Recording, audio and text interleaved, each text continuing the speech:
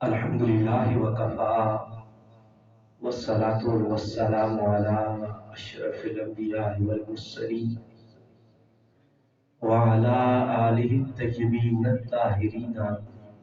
وعلى آلہ وصحبہ وعترتہ اجمعین اما بعد فاعوذ باللہ السمیع العلیم من الشیطان الرجیم بسم اللہ الرحمن الرحیم قل بفضل اللہ وبرحمتہ فبذالک فلیفرحوا هو خیر مما یجمعون وفی مقام آخر فی شان حبیبہ مخبرا وعامرا ان اللہ وملائکتہ یصلون علی النبی یا ایھا الذین آمنوا صلوا علیہ وسلموا تسلیما سیدنا و مولانا محمد و آل سیدنا و مولانا محمد و بارک وسلم وصلی علیہ۔ کوئی بھی زبان خاموش نہ رکھے، انتہائی مختصر سا وقت ہے، چند لمحات میں آپ کے درمیان میں مخاطب رہوں گا۔ گنبد خضرا کا تصور کرتے ہوئے تاجدار مدینہ سرور الحسینہ حضرت محمد مصطفیٰ صلی اللہ علیہ وسلم کی بارگاہ میں اس عقیدے کے ساتھ درود و سلام کا نذرانہ پیش کیجیے کہ گلزار مدینہ مسجد میں بیٹھ کر میرے مصطفیٰ کے غلام اپنے نبی پہ درود و سلام پڑھ رہے ہیں، اور ہمارے نبی اپنی قبر انور کے اندر اپنے امتیوں کے سلام کو سماعت بھی فرما رہے بلکہ جواب بھی عنایت فرما رہے ہیں۔ میں چاہوں گا کوئی بھی زبان خاموش نہ رکھے، محبت کے ساتھ پڑھیے صلی اللہ علیہ یا رسول اللہ وسلم علیہ یا حبیب اللہ۔ اب بھی کچھ لوگوں کی زبان حرکت میں نہیں ہے، محبت سے پڑھیے صلی اللہ علیہ یا رسول اللہ وسلم علیہ۔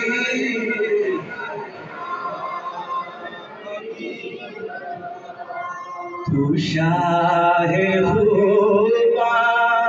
تو جانے جاتا، تو شاہ خوباں تو جانے جاتا ہے، چہرہ کتاب تیرا نہ بن سکی ہے، نہ بن سکے گا، نہ بن سکی ہے، نہ بن سکے گا، نہ بن سکی ہے، نہ بن سکے گا، مثال تیری جواب تیرا۔ تو سب سے اول، تو سب سے ملا ہے حسن تمام تجھ کو، عمر لاکھوں برس کی تیری، عمر لاکھوں برس کی تیری، مگر ہے تازہ شباب تیرا، نہ بن سکی ہے، نہ بن سکے گا، نہ بن سکی ہے، نہ بن سکے گا، نہ بن سکی ہے، نہ بن سکے گا، مثال تیری جواب تیرا۔ محبت سے کہیے سبحان اللہ۔ بعد از حمد و سلام لائے کے سب عزت و احترام معزز و محترم سامعین شام، میرے بزرگوں، بھائیوں، دوستوں اور جملہ بلادریوں سے تعلق رکھنے والے کلمہ گو میرے مسلمان بھائیوں، سٹیج پہ جلوہ افروز کثیر تعداد میں علماء کرام مشایخ اعظام کا گلدستہ موجود ہے، بالخصوص پیر آفتہ رکا شریف کے صاحبزادگان حضرت علامہ مولانا محمد عاشق صاحب دامت برکات ملالیہ، فخر و سعادت فکر اخلاص محبت پیر سید پیر چند شاہ صاحب دامت برکات ملالیہ، شاہ پیر صاحب دامت برکات ملالیہ، جناب محترم مولانا عبدالقدوس صاحب مجھ سے قبل قبلہ شاہ صاحب خطاب فرما رہے تھے، اور اہل سنت کی عظیم پہچان مجاہد اہل سنت جناب محترم حاجی سالحین صاحب صدر انجمن مہریہ نصیریہ ضلع مانسہرہ، جناب محترم حضرت علامہ مولانا محمد سجاد حیدری صاحب دامت برکات ملالیہ، حضرت علامہ مولانا محمد ساجد صاحب دامت برکات ملالیہ، اور حضرت علامہ مولانا سراج صاحب، بالخصوص فخر و سعادت فکر اخلاص محبت پیر سید سجاد شاہ صاحب دامت برکات ملالیہ، میزبان محفل انتہائی محبتوں کے لائق عزتوں کے لائق جناب محترم خطیب علیہ سنت حضرت علامہ مولانا قاری عتیق الروان صاحب خطیب امام جامع مسجد حاضہ، بہت سارے علماء کرام کا گلدستہ یہاں پہ موجود ہے، بعضوں کے نام نہیں آتے، میرے دل کے ٹکڑے ہیں، سروں کے تاج ہیں، اللہ تعالیٰ سب کا نام اپنی بارگاہ میں قبول و منظور فرمائے، اور ہمارے طلحہ بھائی اپنا طلحہ ساؤنڈ والے بھائی بڑے محبت سے ساؤنڈ کو اپریٹ کر رہے ہیں، اللہ تعالیٰ ان کی بھی ساؤنڈ میں زندگی آج کی ترقی عطا فرمائے۔ دوستان معظم، شاہ صاحب نے تفصیلی بیان مدلل بیان آپ کے سامنے اظہار خیال فرمایا، ان کی طبیعت بھی ٹھیک نہیں تھی، ناسازی تھی، پھر بھی الحمدللہ اپنے استطاعت سے زیادہ بڑھ کر انہوں نے بیان کیا، اللہ تعالیٰ ان کے علم میں، عمل میں، عمر میں مزید ترقی عطا فرمائے۔ میں خراج تحسین پیش کرتا ہوں آریان علاقہ کو، اس مسجد کے ساتھ جتنے بھی جڑے ہوئے گھر ہیں، مقتدی ہیں، انتظامیہ ہے، کہ جنہوں نے اتنی محبت بری محفل میلاد تو نبی صلی اللہ علیہ وسلم کی محفل کا انعقاد کیا، سب کو خراج تحسین پیش کرتا ہوں، اور بالخصوص قبلہ علامہ عتیق الرحمان صاحب کو۔ میری یہ دوسری حاضری یہاں پہ ہو رہی ہے، ایسے 2 سال قبل یہاں پہ آیا تھا بیان کرنے کے لیے، اور اس دفعہ پھر ان کے اصرار کے اوپر پھر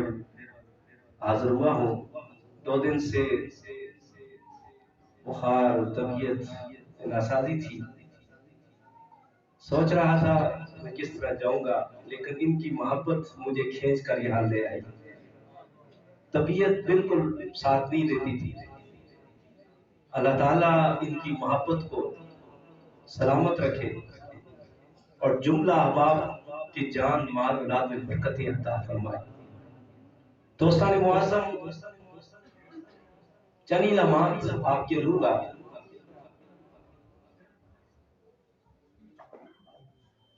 بالخصوص جو میں نے آیہ کریمہ آپ کے سامنے پڑھنے کا شرف حاصل کیا، سورہ یونس کی آیت نمبر 58 پڑھنے کا شرف حاصل کیا، اسی کے ضمن میں چند موضوعات کو جدا کر کے مختصر سے بات میں اپنے مقررہ وقت پہ انشاءاللہ گفتگو کو ختم کروں اور نماز کی طرف جائیں گے۔ اللہ کریم اپنی لارح کتاب میں ارشاد فرماتے، کل اے محبوب آپ فرما دیجیے بفضل اللہ و برحمتہ، جب اللہ کا فضل اور اس کی رحمت مل جائے، فبذالک فلیفرحوا، پر چاہیے کہ اس پر خوشی کا اظہار کریں۔ سبحان اللہ۔ اس آیہ کریمہ میں فضل اور رحمت کا ذکر اللہ پاک نے فرمایا ہے. بے شمار رحمتیں نازل فرمائی، بے شمار فضل اللہ تعالیٰ نے عنایت فرمائے، لیکن آئمہ مفسرین نے اس فضل اور رحمت سے کس کو مراد لیا ہے، اس سے کیا مراد لیا ہے؟ آئمہ مفسرین فرماتے ہیں کہ اس فضل اور رحمت سے هو النبی صلی اللہ علیہ وسلم، اس فضل اور رحمت سے مراد نبی علیہ السلام کی ذات ہے. سبحان اللہ. یعنی گویا معنی یہ ہوا ہے کہ کائنات کی سب سے بڑی رحمت، سب سے بڑا فضل میرے اور آپ کے آقا حضرت محمد مصطفیٰ صلی اللہ علیہ وسلم کی ذات گرامی. اللہ فرما رہے معبود آپ فرما دیجئے کہ جب اللہ کا فضل اور اس کی رحمت مل جائے فَبِذَالِكَ فَلْيَفْرَحُوا، بس چاہیے کہ اس پر خوشی کا اظہار کیا جائے. اور یہاں پہ رک کر بڑے دھیمے لہجے سے عرض کرنا چاہوں گا کہ فضل اور رحمت دو کا ذکر کیا ہے، اور فَبِذَالِكَ ذَالِكَ اس میں اشارہ واحد کا یہاں اللہ پاک نے فرما دیا. وجہ کیا ہے کہ اللہ تعالیٰ نے قانون کو فضل اور رحمت کے لیے چینج کر دیا ہے، تبدیل کر دیا ہے. تو نانا میرے بھائی، یہاں فضل اور رحمت سے مراد بھی ایک ہی ذات ہے، اور ذالک اس میں اشارہ واحد کا اللہ تعالیٰ نے فرمایا سے مراد بھی ایک ہے، وہ ایک ذات حضرت محمد مصطفیٰ صلی اللہ علیہ وسلم. فَلْيَفْرَحُوا، بس چاہیے کہ خوشی کا اظہار کیا جائے. اب خوشی کا اظہار صرف بندہ مسکرائے، خوشی کا اظہار صرف بندہ خوشی کا اظہار کر لے، مسکرانے سے، چہرے پہ رونق بحال کرنے سے خوشی کا اظہار نہیں ہوتا. فَلْيَفْرَحُوا سے مراد کیا ہے؟ جب اللہ کا فضل میرے نبی بن کر آئے، جب اللہ کی رحمت میرے نبی بن کر آئے، وہ کائنات والوں اس رحمت کی، اس فضل کی تو نے اب جاری اس طرح کرنی ہے. وہ نبی کی ولادت کا موقع ہے تو صرف چہروں پہ مسکراتے رہ کر خوشی نہیں کرنا. مصطفیٰ کی عظمت، رفعت، آپ کی تعریف اور توسیع کی بات کر کے میلاد منا کر، مصطفیٰ کریم کی تعریف کر کے میلاد منا کر خوشی کا اظہار ہے. محبت سے کہہ دیجئے سبحان اللہ. اب چاہیے کہ خوشی کا اظہار کیا جائے. وہ خیر مما یجمعون، وہ خیر مما یجمعون، اس سے بہتر ہے جو تم مال جمع کرتے ہو، چاہے وہ بین بیلنس کی صورت میں، چاہے وہ مال کی صورت میں، چاہے وہ پراپرٹیوں کی صورت میں، چاہے تم گاڑیوں کی صورت میں، چاہے تم محلات کی صورت میں، ان مالوں سے بہتر ہے. اشارہ بتا دیا جو میرا مصطفیٰ میں جو مال خرچ ہوتا ہے ان مالوں سے افضل ہے. آج علامہ عتیق الرحمان صاحب نے آپ محلے والوں کو بلا کر آپ کو بتا دیا مصطفیٰ کریم کی عظمت، مصطفیٰ کریم کی رفعت، مصطفیٰ کریم کی عزت، مصطفیٰ کریم کی ناموس میں تم مال خرچ کرو گے تو تم مال جمع کرتے ہو، یہ خرچ کرنا افضل ہے. تمہیں اللہ دنیا میں بھی عزتیں عطا کرے گا، اور کل اس مال کے خرچ کی وجہ سے اللہ آخرت میں بھی تمہاری نجات و شفاعت اور بخشش کا ذریعہ ہے. وہ خیر مما یجمع، دوستان معظم، مصطفیٰ کریم صلی اللہ علیہ وسلم کے میلاد کا جلسہ انعقاد کرنا، میلاد کا جلسہ منعقد کرنا، یہ ایسا ہے. ائمہ محققین فرماتے ہیں، ائمہ محدثین فرماتے ہیں، ائمہ مجتہدین فرماتے ہیں کہ جو شخص اپنے گھر میں، اپنے محلے میں مصطفیٰ کریم کی آمد کے تذکرے کرتا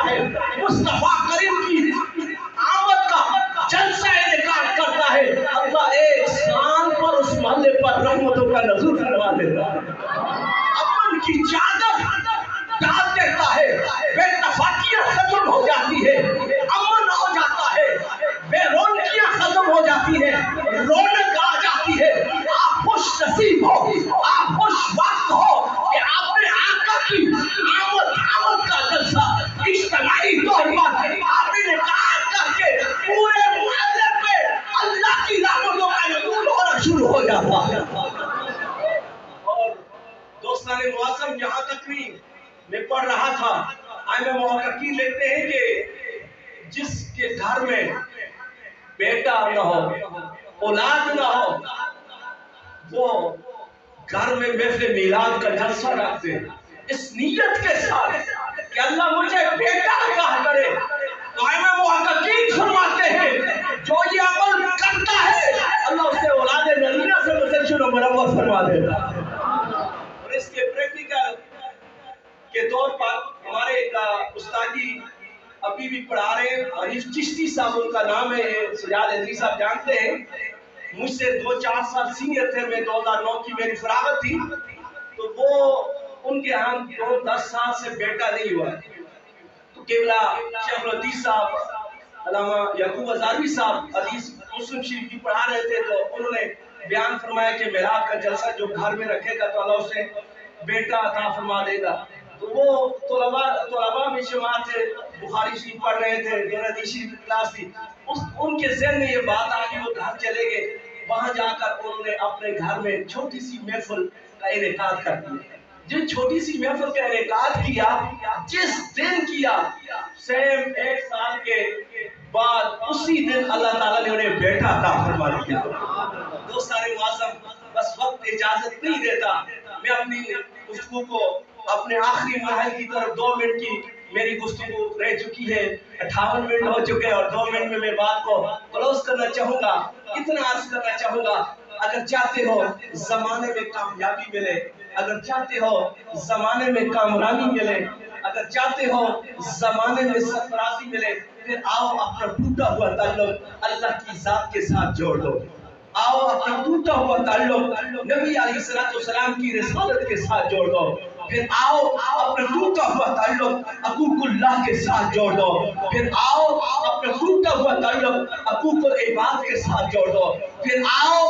زمانے میں کامیابی چاہتے ہو، اپنا ٹوٹا ہوا تعلق نماز کے ساتھ جوڑ دو، اپنا ٹوٹا ہوا تعلق قرآن کے ساتھ جوڑ دو، اپنا ٹوٹا ہوا تعلق پڑوسیوں کے حقوق کے ساتھ جوڑ دو، اپنا ٹوٹا ہوا تعلق والدین کے حقوق کے ساتھ جوڑ دو۔ میں رب کعبہ کی قسم اٹھا کر کہتا ہوں، جب یہ ٹوٹے ہوئے تعلق جڑ جائیں گے، اللہ دنیا میں بھی کامیابی عطا کرے گا، کل محشر میں قیامت میں اللہ تعالیٰ میری اور آپ کی بخشش اور مغفرت کا ذریعہ بنائے گا۔ بس انہی الفاظ کے ساتھ اپنی گفتگو کا اختتام کرنا چاہوں گا کہ دل عقیدت کے سجدوں کو بےتاب ہے، یا نبی آپ کا نقش قاف چاہیے، میری آنکھوں کو حسرت دیدار کی، یا نبی آپ کا جلوہ حق نما چاہیے۔ حشر میں مجھ سے پوچھا خدا نے اگر بتا گناہگار کیا چاہیے، عرض کر دوں گا تیری عطا کی قسم مصطفیٰ چاہیے، مصطفیٰ چاہیے۔ وما توفیقی الا باللہ۔